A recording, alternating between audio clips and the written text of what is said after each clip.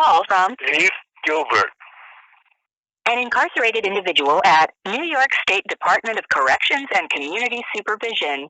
This call is subject to recording and monitoring. To accept charges, press 1. To refuse charges, press. Thank you for using Securus. You may start the conversation now.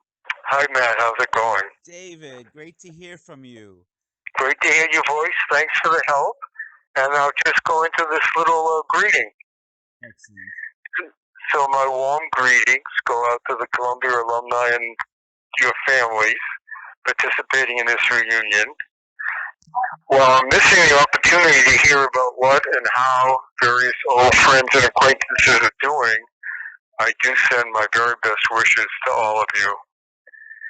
My situation as a prisoner for close to 40 years now is not exactly the typical career path for a Columbia grad.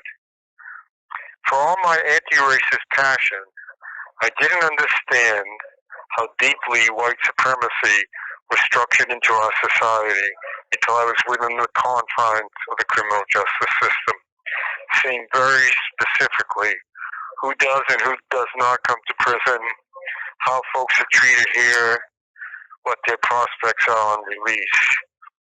And many low-income whites are swept up in the same traps. Prisons are an insult to the human spirit and a shameful waste of human potential. They function more to perpetuate the cycles of violence than to remediate them. But life goes on, and people find ways to assert themselves in good ways and bad ways. I'm inspired by the many who, against all odds, came out to be really major contributors to society. As destructive and at times violent as prison can be, my life has not been a grim one, not at all. I do have the frustrations to deal with, the loss of control of many aspects of my life, physical separation from loved ones and activities. But the respect and mutual support with many prisoners, along with strong outside support, have helped me navigate the rocky shoals of prison life. I've never been assaulted by any prisoner or staff, and despite some attempts, I've never been sent to the total isolation of solitary confinement. The reforms won by earlier generations of prison struggles that meant I could receive a range of political literature, publish some political writing, have regular in-person visits, and even have a wee bit of space for positive programs. I've had the opportunity to tutor hundreds of men studying to get their high school equivalency. I've managed to diffuse several potentially violent situations, and I participated in and then became an instructor in anti-violence classes. My most valuable accomplishment in prison has been work on AIDS education, helping initiate the first comprehensive peer education program on AIDS in a prison. That went back to the 80s when the stigma and the fear prevailed. In direct contrast to the models of neglect and even repression from above in response to the crisis, our approach was mobilization from below. Despite many bureaucratic obstacles, we were able to develop programs where various respected prisoners from the range of communities in here became thoroughly trained in the ins and outs of prevention and the value of support for people living with AIDS. Without question, the extensive and intensive work we did, along with the similar programs that we helped inspire, saved hundreds of lives.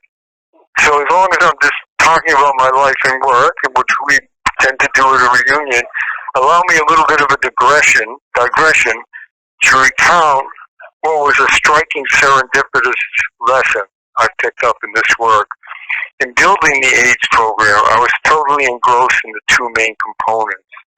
One was thorough training for the peer educators so that they really know their material and how to present it. The other was how to afford outreach as well as accessibility to one-on-one counseling for the entire population. But after the first set of classes we did, I saw something I hadn't thought about beforehand: the glow on the faces of our peer educators following their successful presentations. These men, many in prison for violent crimes, were delighted by the opportunity to make such a positive contribution. That led me to think about how safer and healthier our communities would be if, instead of America's mania for pursuing a punishment paradigm, we put the resources and energy towards fostering opportunities for doing worthwhile work.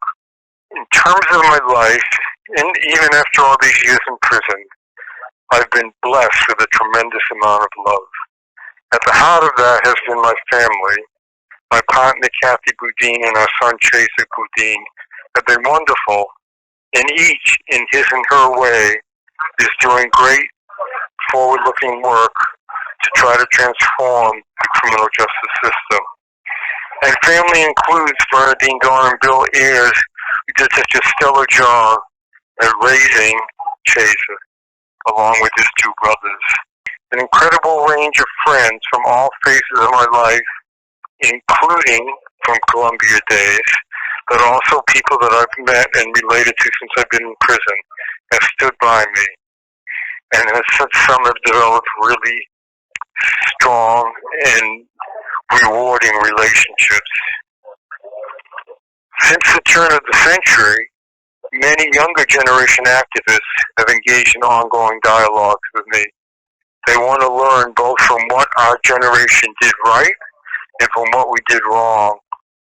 I still embrace the idealism of many of us at Columbia in the 60s. I also know something about grave and costly mistakes. And today, we know that in addition to the unconscionable white supremacy and destructive wars, we need to oppose male supremacy, homophobia, wealth inequality, and environmental destruction that's become a threat to the very survival of our species. There are so many antis to move forward in the face of the current situation to affirm life and creativity and human potential, which is really the positive that we're working for. But the beautiful love I have, despite all the obstacles in my life and the rich dialogues with younger generation activists, lead me to feel that a more humane and sustainable world just might be possible. Thanks for taking the time for me to give this little report in on my life since Columbia.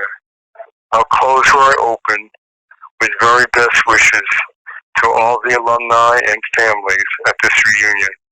Wow. Thank you, David. Yeah, very beautiful. I'll just say, putting in my 1 or 2 cents as a Columbia alumni of a different generation, the anti-apartheid era, not exactly the youth, but not your generation either. I'm one of very many people, from Columbia and outside that have continued to be inspired by you through all of our lives, through my young days as a nonviolent activist, leader, and ultimately chair of the Interfaith Nonviolence Group Fellowship of Reconciliation and War Resistance League, and now part of the small circle of people that make up the Friends of David Gilbert. I've continued to be molded and shaped by the power of your character and the strength of your convictions and how you've lived them out these years inside prison. That's friendsofdavidgilbert.org, just as those spell out, those words all lowercase, all strung out together. Folks may want to know that the petition for David's release has been put together and is in front of Governor Cuomo now. And there are ways in which to add your letters and add your voices to that clemency campaign on the website. That campaign has gained widespread support. My organization, Fellowship of Reconciliation, helped bring together some key interfaith voices, including leaders of the Catholic Church, the head of the Episcopal Church USA, United Church of Christ, Quakers, Jews, Muslims. Also noteworthy that Archbishop Desmond Tutu and other Nobel Peace laureates, as well as the grandchildren and children of Mohandas Gandhi and Reverend Dr. Martin Luther King Jr., have added their names to the appeal. So if all of those voices are calling for your release, David, why not have Andrew Cuomo add on to that list and finally get you home? It's wonderful to be with you and wonderful to have these messages from you. Stay well and lots of love. Bye. I should run and let the next person get on the phone, but this is great. Thanks a lot. All right. Bye-bye. Stay safe. Stay well. Definitely will do. Bye-bye.